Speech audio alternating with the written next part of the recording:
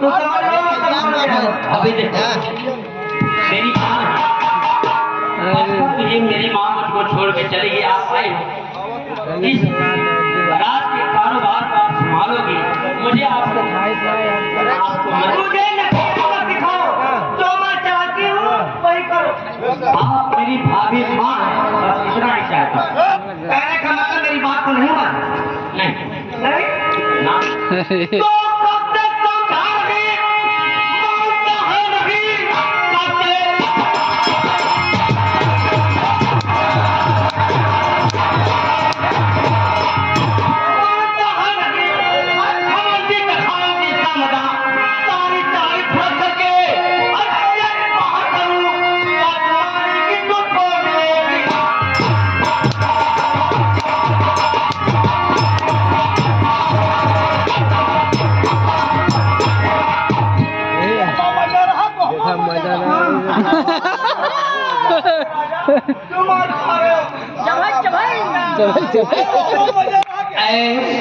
सितमगर सताले दिल खोल